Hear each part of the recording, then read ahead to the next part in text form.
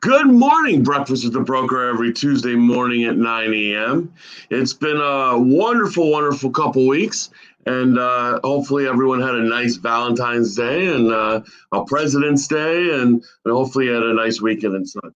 Well, I got a real amazing treat for you. And now, by way of Delray Beach, Florida, he is a native Floridian, one of the very few and far between. He's the president of Creegan Season, the Creegan team at RE/MAX Services, the master of many talents, a gym rat, a social butterfly, and if he can work at Cafe Moderano, he can work anywhere. He is Jeff Creegan. Love the intro. Shout out Steve Moderano, Cafe Moderano's best meatballs in the world. You know, I got to tell you, Cafe Moderano is certainly it's certainly a different beast. That restaurant is, you gotta. I mean, back in the day, I mean, if you didn't give the guy $100 at the host stand, doesn't matter if you had a reservation, you weren't sitting for 2 hours. So, welcome, Jeff. I mean, listen, we've had an opportunity to, know each other over the last year or so. And I can tell you right now, what impresses me most about you is, your work ethic, your discipline, your habits. Tell us a little bit about how the hospitality industry, because you came from the hospitality industry, has really kind of formed what Creegan Season is all about. Well, I worked in many restaurants in, 3 different counties in South Florida, even on the West Coast as well. All types of restaurants, bars, nightclubs, sit-down restaurants. So obviously, just like any customers in real estate, you're dealing with all different types of people and different demographics. So you kind of have to, I guess, custom your approach to every guest sitting at your bar or at your table. And kind of the same way I deal with each client, some people want things done this way and some people want done this way. So I try to kind of accommodate everyone's needs with that. And, one thing I learned a long time ago in the restaurant industry is always anticipating their needs. If they need, before they want something, get it to them. If they need a steak knife, always be prepared for that. So just kind of having your ducks in the line, steps of service, same thing with, dealing with a client, preparing them for the next step always. Yeah, I mean, listen, it's amazing being flexible and listening to a client. That's crazy in real estate. Anticipating their needs. I always thought the hospitality, and when you look at Cafe Moderano, right, they have a great branding. They branded over the years of, just amazing food, and but it's different. They got Godfather or Goodfellas playing, and in the background and everything, and it's just gone for that whole branding. You do a really, really good job in branding, and tell us a little bit about your social media branding, and has it helped your real estate business? Yeah, well. I probably took for Grant Cardone, a business marketing guy, and I kind of piggybacked off him as far as just, doing raw, real videos, I guess I would say, nothing too fluffy, and just kind of getting people to see what I'm doing at all times. As soon as I got in the industry, I would just put a lot of content out, put me in any homes, me in any inspection, I wanted people to see me in a home, to stay top of mind, whether it was on Instagram, whether it was out on Facebook as well. I just wanted to see people, they saw Jeff Creegan in a home. Jeff Creegan knows homes. And that was just kind of my mindset with it during the beginning of starting this career out. I just wanted to, spread a lot of content out and let people know this is what I do for a living. And if you need help, I'm the guy to go to. And how long have you been in the business? Full time. I started my first year. I was still bartending at El Camino in downtown Delray. And then, I started doing some deals, and then it's just faded out, little by little. And then, so this would be my 3rd year licensed, technically my second full-time year. because my first year I was still behind the bar, but I was grinding all the times. I would close El Camino up at 4 a.m. and then run an open house at 9 a.m. on Saturday. So that work ethic, that determination, I think I still have it. It's interesting because a lot of people talk about transitioning. They want to get into real estate. I think I saw it was like 200 and some odd people last week got it, joined our Broward, Palm Beach, and St. Lucie Realtors Association board. And you're talking about all these realtors, kind of, whether you want to call it saturating the market or coming into the business because it looks so easy and whatnot. And they want to transition. They want to, they have a full-time job or a career, and they're looking to, maybe do this part-time and but really, even though you were doing, technically a part-time real estate thing, I mean, you probably worked on it 40 hours a week at least. So you really had almost 2 jobs at the time. Yeah, 100%. I was only taking it part-time, and I guess an old saying that goes, the weekends are for the weak. I wasn't taking weekends at all. There was no time off. It was full time. Let's help these people out. That's awesome. And for those that are watching and those people that are not doing the business they want to do, and it doesn't matter whether you're doing, $20,000-$50,000 a year or 30 million a year, you always want more, right? You always want to push yourself. You always want more. But really, it comes down to knowledge and work ethic. You got to be disciplined. You got to do the things that others don't want to do. And I think you do a very good job. Tell us a little bit about your team and your team makeup and how you started. So I met my mentor. Intro to the business was my mortgage lender, Michael Graffio. I was bartending in East Boca at Louis Bossi's on Palmetto. And he was a frequent flyer at the bar. He was one of my regulars, and kind of expressed interest in getting my license and this and that. And he seemed somebody I could trust.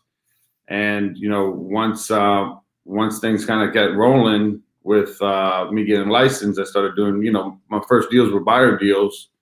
I leaned on him a lot for guidance. And so then, obviously that first year I had some success. I kept building, and, people wanted to join my team. People see my success in the restaurants or this and that. And, they're like, Jeff, can I join you? Can I join your team? I said, absolutely. I'll give anyone a shot.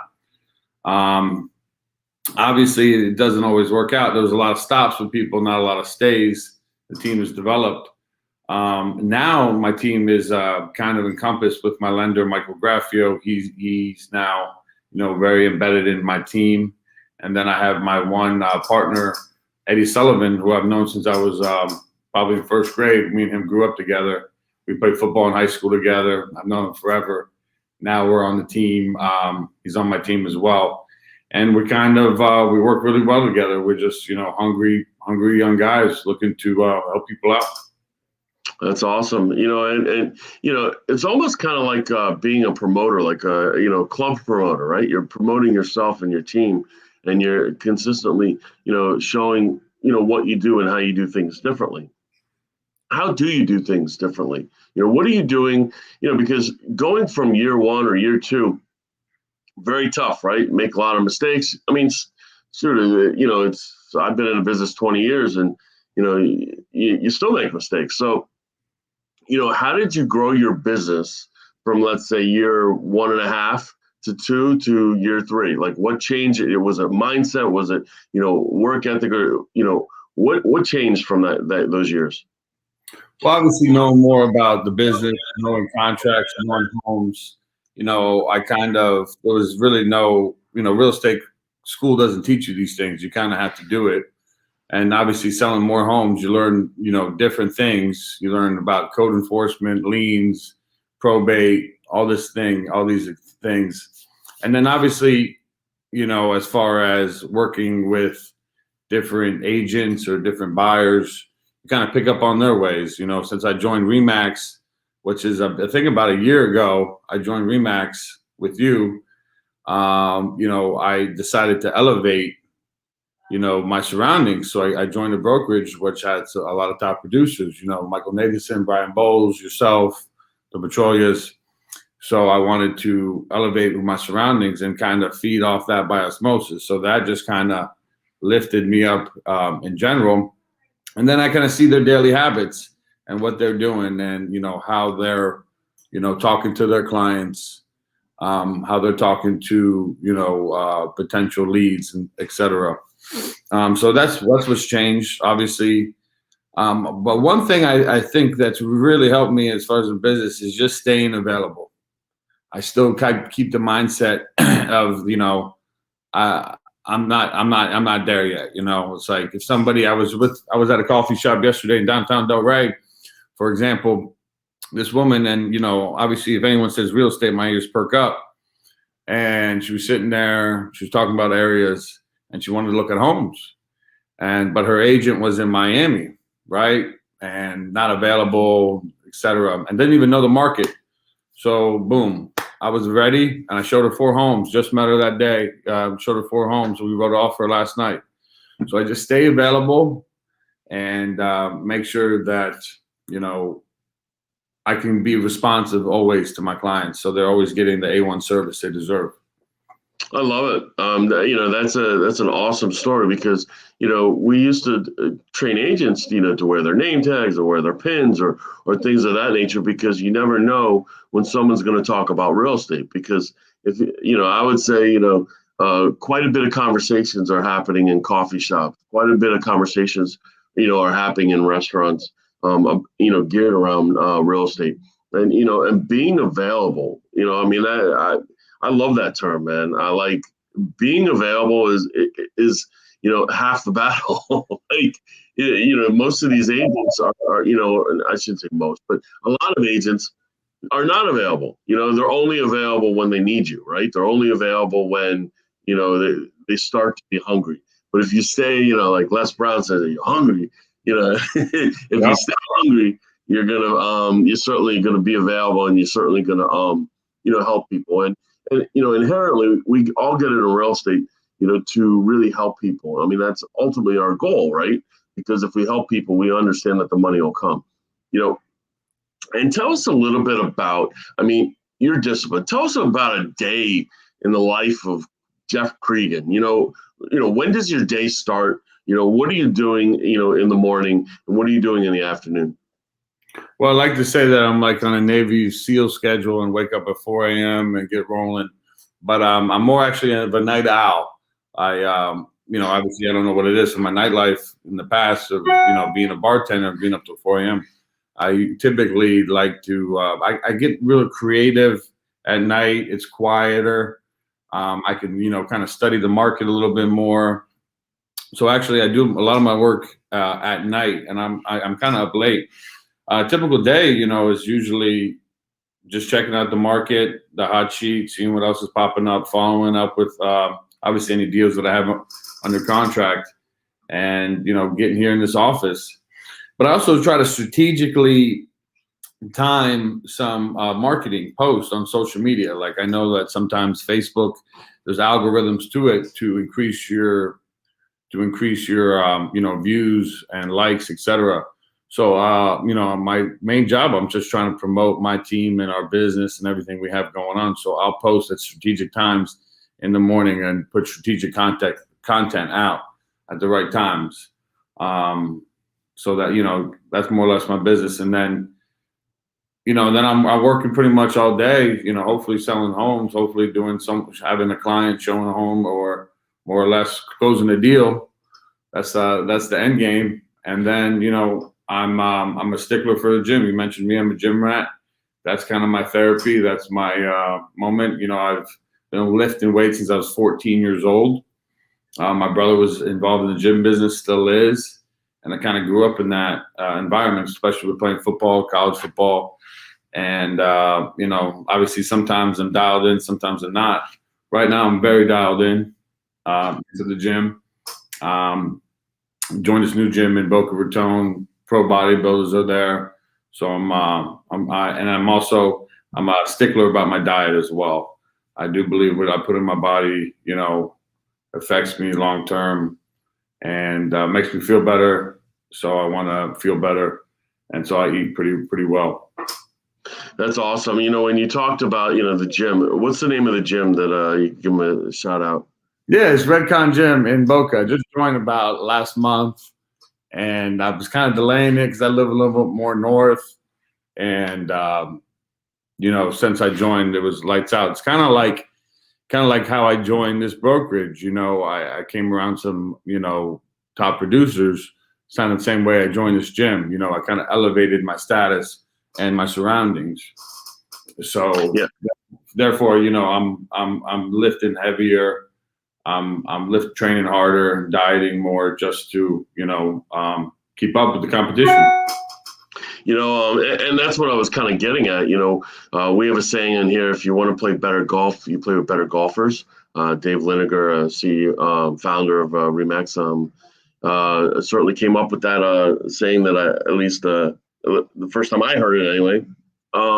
And when you're looking at it, they usually say, how can you tell, who a person is? It's by the 5 people you spend the most amount of time with. And you're looking at top producers, obviously, it is important, but it also is important, to your testament, is really, you have to be willing to learn and willing to absorb, because a lot of times people come in and, they're not willing, they think they know it all. They're not willing to be molded. But you have to have that mindset to say, you know what, I'm not, right now I'm not good enough, right? I'm hungry and I'm not good enough, and I want to go ahead and be more successful. I want to level up. I want to get to, as Grant Cardone says, 10x it, but, when you're looking at it, that's the mindset that has to be. And I think if most agents have more of that mindset, they're going to help many, many more people. What do you think? Yeah, absolutely. I mean, being hungry, is one thing, but then, Sunday morning comes and, you don't have any showings or you don't have any deals or anything going on. You can go to the beach. I mean, there's plenty of things. You can go brunch on Atlantic Ave, or you could run an open house for a top producer in the office. That's the decisions you want to make. And if you want to sacrifice to, put stuff in front of potential buyers, or just, to market somebody else's property in an agent, and you got decisions to make. Everyone does. Yeah, and you've become a top producing team in the office and in the area, and you're out there every day, pounding the pavement. And what people don't realize is that pounding the pavement doesn't mean that you're a used car salesman. It means that you, like you said, you're available, but you're there. You're not just available. You're focused. You're there. You're visible, and by being visible and available, you're helping more people. I always say, like, listen, some people say, well, I don't want to do, $500,000 a year. I don't want to do $1 million a year, in commissions. And I said, well, if you're working the same amount of hours, you're just doing things a little bit differently, but you're making 2 or 3 or 4 times the amount of money. Why wouldn't you want to do that? And it's funny, but some people perceive, how how much money you make to how much harder it is to work. That could be further from the truth, because the people that make over $1 million, $2 million, $3 million a year are those that have leverage, understand their strengths, understand their weaknesses, and help replace people and team members to help supplement their weaknesses. Yeah, no, 100%. I mean, obviously, from what I've learned in business, it's the less involved you are in the business, the more valuable it is. So if you can have it running, without you having to control everything, that makes it more valuable, and you can actually enjoy your life probably a little bit more. Yes, I'm not there yet. I'm not there yet.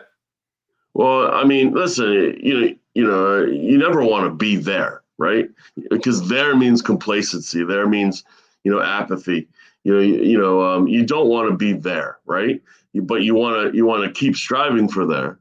And I think that when you look at it, as a whole, as the real estate market, the industry, changes and evolves. You just got to be ready, available, and flexible, and for whatever comes your way.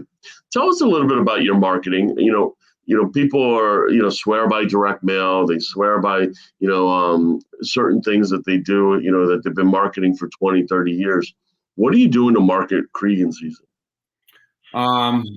Many things. Many things. I like I said, probably if anyone knows me, I'm pretty heavy on social media. My Instagrams, I got a decent amount of followers. My Facebook, I have tons of friends. I'm just trying to put out good content. Could I do more? Absolutely. But I'm just trying to, create a brand of myself. I kind of started this Creegan season thing when I got started in the business, and it's almost like a movement or whatever. I probably should have made more shirts with it. I had some shirts before, but I need to make too late. I need to make hats or something. Listen, are you? You look at Creegan season, right? People look at you, and you're built and you're nice and whatever. Are we gonna do like a breakfast with the broker matchmaker? Are you single? Yeah, I am. I'm always that. Just kind of like my team. It's been a lot of stops, not a lot of stays. That's great. So just so you know, girls, Jeff Creegan is available as he is for his real estate business. We can squeeze you in. We can have a nice dinner on the Ave. And that goes to a point. You really are implanted in the community of Delray Beach, and that's really something that's interesting, because a lot of times people try to do everything to or be everything to everyone, and you end up being nothing to no one.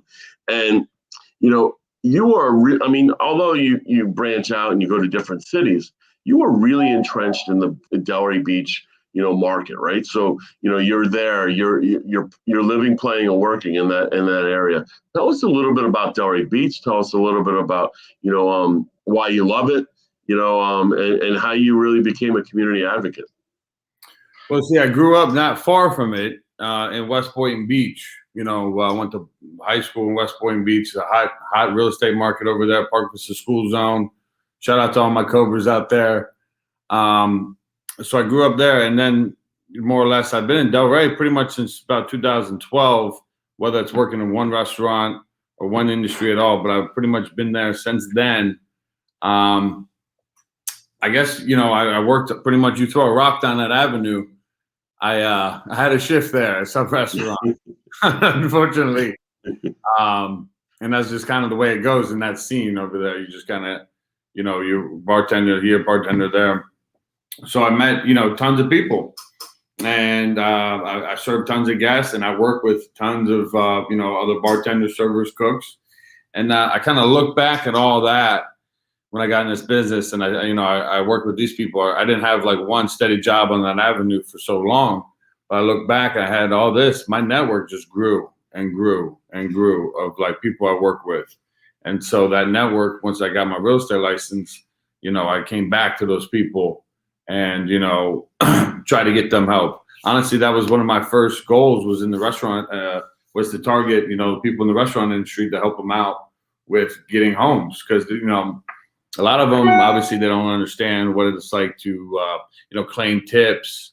You had to claim your tips, the taxes to get a home loan. So it was kind of my mission in the beginning was to go ahead and target them and get a lot of restaurant employees homes on the avenue.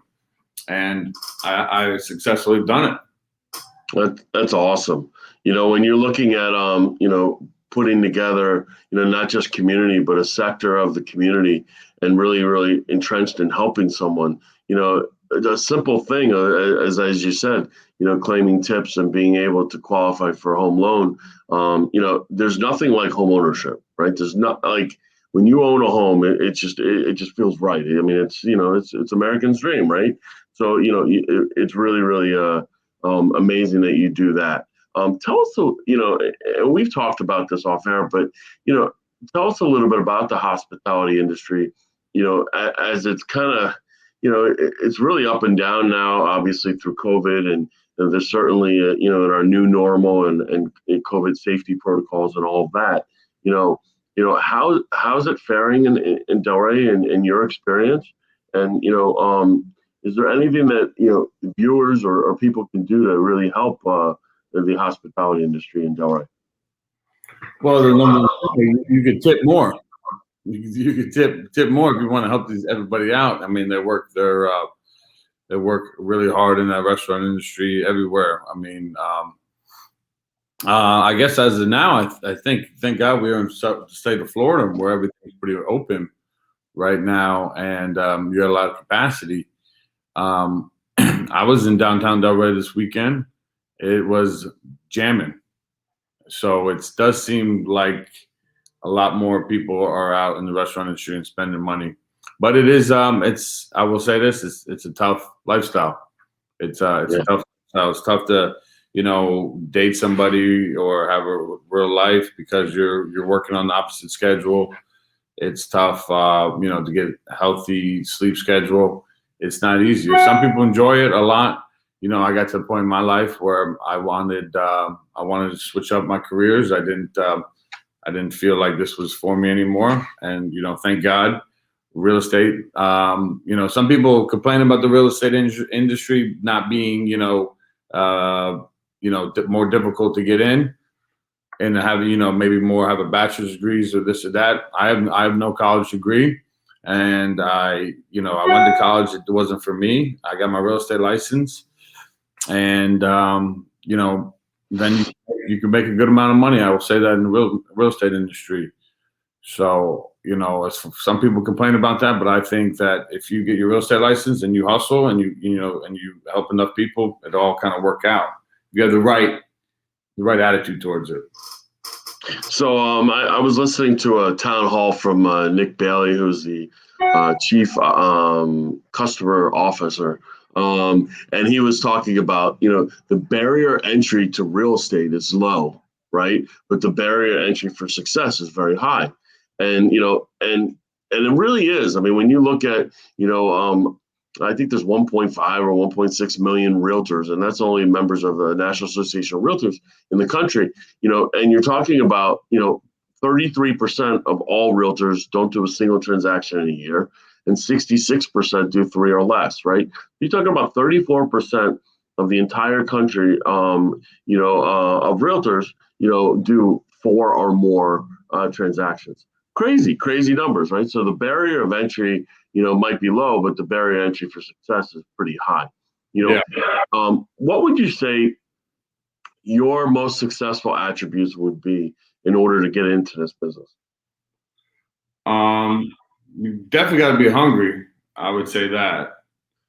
And I would say, and you got to be kind of relentless. You got to be hungry and relentless. That's what I would say. Yeah. And have a good attitude. Yeah, no, you got to have the right mindset. You got to have goals, and you certainly, as you said, and I love the word available. You got to be available, right? Creegan, thanks, man. Listen, I always end the last question or last 2 questions on what's your favorite all time if you watch, I don't know if you watch a streaming series, but what's your favorite streaming series or streaming show of all time, and what are you currently watching? And if you don't watch TV or Netflix or Hulu or those kind of things, maybe a book recommendation. Well, I have plenty of book recommendations, and I don't watch so much Netflix or anything streaming services anymore.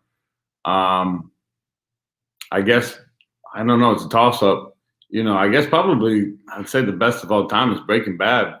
I mean, Breaking Bad is one of the best series. I mean, Walter White was just a genius mastermind, and you just gotta respect him as a character. I also like Peaky Blinders is great. House of Cards with Kevin Spacey. Those are great shows.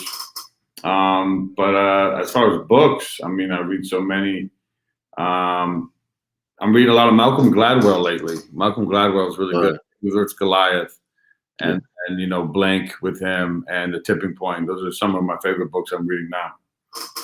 10,000 hours, right? Yeah.